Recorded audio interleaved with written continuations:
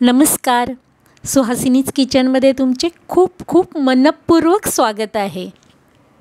बाहेर धोधो पाऊस पडतोय आणि आपल्या ताटात गरम गरम भरलेले खेकडे आणि वाफाळता खेकड्यांचा रस्सा. खाण्यातलं सुख हे फक्त खवय्यांना माहीत, कारण हे शब्दात सांगणं कठीणच आहे. आपल्या किचनमध्ये आज आपण हेच भरलेले खेकडे बनवणार आहोत आणि त्याचबरोबर हे खेकडे साफ कसे करायचे तेही पाहणार आहोत. मी आज बाजारात खास खेकडे आणण्यासाठीच गेले होते. खेकडे घेतले आणि मच्छीवाल्याकडूनच मोठ्या नांग्या तोडून घेतल्या. हा खेकडा हातात पकडण्याची सुद्धा एक ट्रिक असते, कारण या खेकड्यांची सेल्फ डिफेन्स सिस्टीम एकदम मजबूत असते. म्हणून शक्यतो या नांग्या तोडूनच घरी आणायचे खेकडे. पहा, आणि हे तोडायला सुद्धा एकदम चांगलीच ताकद लागते. त्यामुळे मी सगळे खेकडे अशा नांग्या तोडून आणल्यात. आता हे खेकडे आपण घरी आणले की मग साफ कसे करायचे ते मी दाखवते.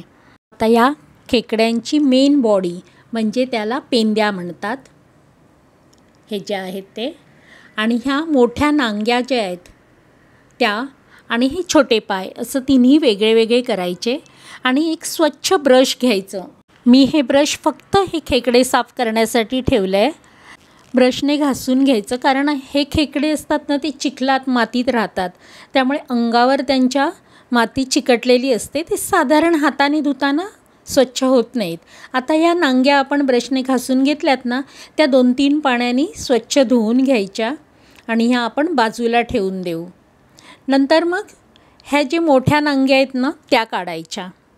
त्यासुद्धा ब्रशने अशा घासून धुवायच्या, कारण काय वेळेला चिकट असतात किंवा माती असते, ती सगळी काढून टाकायची आणि स्वच्छ धुवून घ्यायच्या. नंतर या खेकड्याचा शरीराचा भाग, याचं हे पाठीचं कवच आहे ते काढायचं आहे. तर ते हाताने अगदी जोर लावून काढावं लागतं किंवा मग चमच्याच्या सहाय्याने काढायचं. आणि ते काढल्यानंतर हे अंडी असतात ती आपण वापरायची आहेत. पण त्याआधी याच्या आतमध्ये एक छोटीशी सॅक असते, ती काढून टाकायची, कारण ती राहिली तर ती कडवटपणा असतो त्यामध्ये. आता हे कवच आहेत ते सुद्धा ब्रशने घासून घ्यायचे आहेत. आणि हे आपण फेकणार नाही आहोत, कारण आपण भरलेले खेकडे बनवणार आहोत, म्हणून हे वापरायचे आहे. जर फक्त साधा रस्सा करायचा असेल तर हे कवच फेकून द्यायचे असतात. हे मी स्वच्छ धुवून ठेवलेत. आता आपण हा पेंद्या आहे त्याच्यावर हे जे गिल्स आहेत ते काढून टाकूया. आणि हा सुद्धा आपल्याला स्वच्छ धुवून घ्यायचं आहे. असे आपल्याला सगळे खेकडे साफ करून घ्यायचे आहेत. नंतर हे जे आपण छोटे पाय काढून ठेवले होते ते मिक्सरच्या जारमध्ये घालायचं. त्यात थोडंसं पाणी घालायचं आणि मिक्सरला लावून घ्यायचे आहेत. एकदम बारीक वाटून घ्यायचं. नंतर एका भांड्यावर चाळण ठेवायची किंवा गाळणी ठेवायची आणि हे गाळून घ्यायचे. आता या जाळीवर ज्या कपच्या आहेत त्या काढून टाकायच्या. आणि हा जो गाळलेला रस येईल तो फक्त आपल्याला जेवणात वापरायचा आहे. हा आपण आता बाजूला ठेवू. आधी आपण एक सारण तयार करून घेऊया. त्यासाठी पाववाटी सुकं खोबरं किसून घ्यायचं आहे. हे खेकड्यामध्ये भरण्यासाठी सारण करतो, त्याला काय काय लागतं ते पाहूया. हे खोबरं घेतलं आहे, त्याचबरोबर 7-8 लसणाच्या पाकळ्या आणि 1 इंच आलं घ्यायचं आहे, थोडासा कांदा, 2 हिरव्या मिरच्या आणि कोथिंबीर घेतली. आणि आपल्याला लागणार आहे 1 वाटी बेसन. हे आपण आधी भाजून घ्यायचं आहे. गॅसवर एक कढई ठेवली, त्यामध्ये 1 चमचा तेल घालायचं आहे आणि त्यात मिरची, आलं, लसूण घालायचं आहे आणि थोडासा कांदा. लसूण कांदा आपण तेलावर भाजायचं आहे. हा कांदा थोडासा परतला की मग त्यामध्ये आपण हे सुकं खोबरं घालूया. आणि सुकं खोबरं पण आपल्याला चांगलं भाजून घ्यायचं आहे. थोडं ब्राऊन झालं की त्यामध्ये आता 1 चमचा धने पावडर आणि अर्धा चमचा जिरं घालूया.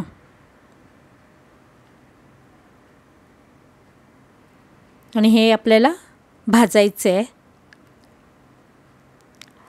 खोबरं खरपूस भाजलं की गॅस बंद करायचा आणि 2 चमचे मालवणी मसाला घालूया.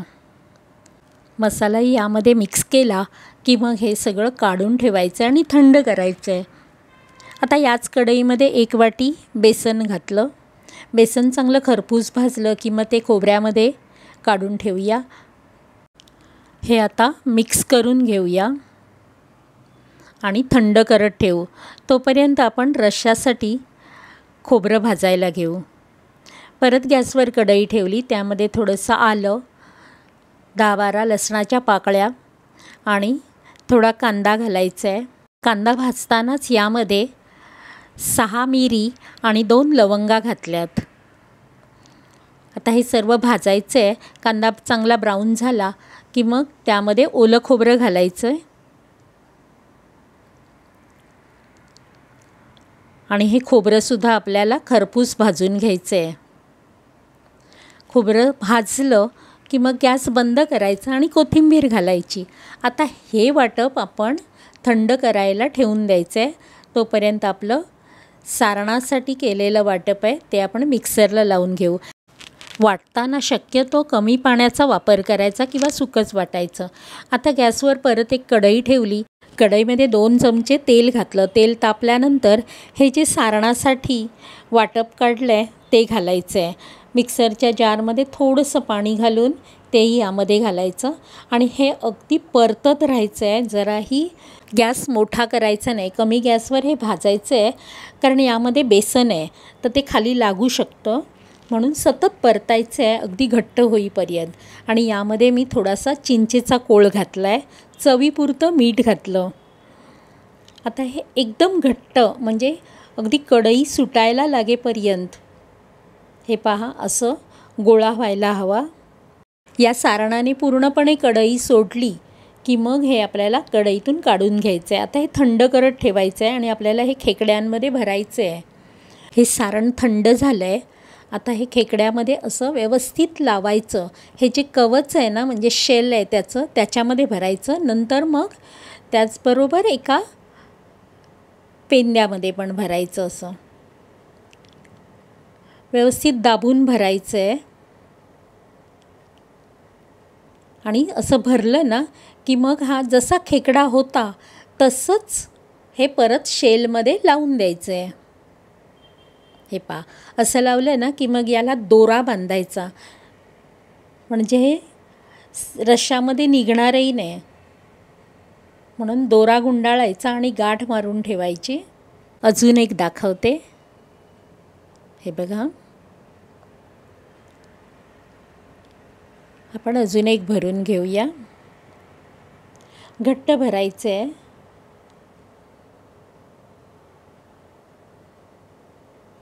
आपण रश्श्यातले खेकडे करतो ना त्यावेळेला हे कवच वापरत नाही. पण हे भरलेले खेकडे करायचे तर हे कवच वापरायचं. याचे मी 2 पाय ठेवले आहेत त्यामुळे भरलेला खेकडाही छान दिसतो. या प्रकारे आपण सगळे खेकडे भरून घ्यायचे आहेत. आणि आता हे जे रश्श्यासाठी खोबरं कांदा भाजला आहे ना तो थंड झाला आहे. मिक्सरला लावून घेऊया आणि यात पण उरलेला चिंचेचा थोडासा कोळ घालूया आणि मिक्सरला लावून घ्यायचं आहे. आता गॅसवर एक मोठं भांडं ठेवायचं म्हणजे पसरट भांडं ठेवायचं आणि त्यामध्ये 2 चमचे तेल घालायचं. तेल गरम झालं की फोडणीसाठी कांदा घालूया आणि कांदा तेलावर जरा परतायचा आहे. कांदा नरम झाला की मग त्यामध्ये 2 चमचे मालवणी मसाला घालूया. इथे आपण रस्सा किती तिखट हवा त्याप्रमाणे मसाला कमी जास्त करू शकतो. आणि मग त्यामध्ये हे वाटप घालायचं आहे जे आपण आत्ताच मिक्सरमधून वाटून काढलं ते. जारमध्ये थोडं पाणी घेऊन धुवून ते पाणी या चटणीत घालायचं.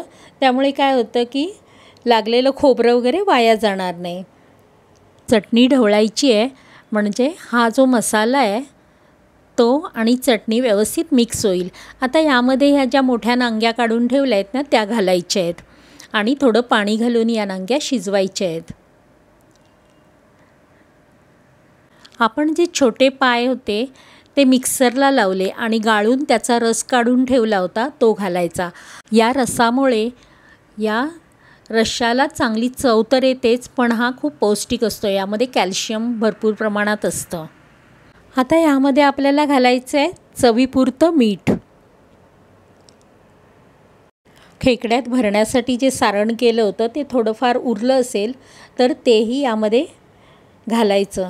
त्यामुळे रस्सा छान जाड होतो आणि चव पण छान येते रश्श्याला. आता सगळं ढवळून मिक्स करायचं आहे. थोडंसं पाणी घालायचं. पाणी जास्त घातलं तरी चालतं कारण हा रस्सा नंतर घट्ट होणार आहे. आता यावेळी या रश्श्याची चव पाहून घ्यायची आणि आपल्याला जर तिखट मीठ काय लागत असेल तर घालून घ्यायचं.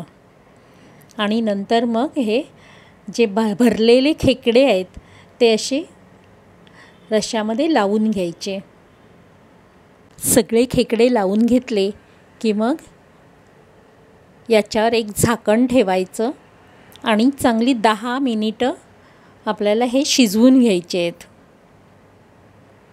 हे पहा 10 मिनिटं झालेली आहेत. आपला रस्साही चांगला शिजलेला आहे. रंग पहा इतका छान झाला आहे.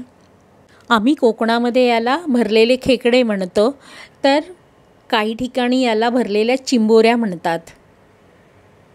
हे शिजले आहेत तरी आपण हे परतून परत 2 मिनिटं शिजवून घेऊया. आता हे खेकडे जरा परतून घेऊया आणि झाकण ठेवून 2 मिनिटं शिजवून घेऊ. या मसाल्याचा इतका घमघमाट घरात सुटला आहे की सगळ्यांच्या पोटात कावळे ओरडायला लागलेत. हा रस्सा आणि भरलेले खेकडे तुम्ही भाकरी किंवा भाताबरोबर खाऊ शकता. अतिशय सुंदर लागतात. आपण हे सर्व करायला घेऊया. आता हा रस्सा जरी पातळ वाटत असला ना तरी थोड्या वेळाने तो थंड झाला की मग एकदम घट्ट होणार आहे. हे झाले आपले भरलेले खेकडे. पावसाळा आला की ही रेसिपी झालीच पाहिजे. तुम्हाला ही रेसिपी कशी वाटली आणि तुम्ही कशी करता हे कमेंट करून सांगा आणि रेसिपी आवडल्यास लाईक, शेअर आणि सबस्क्राईब नक्की करा.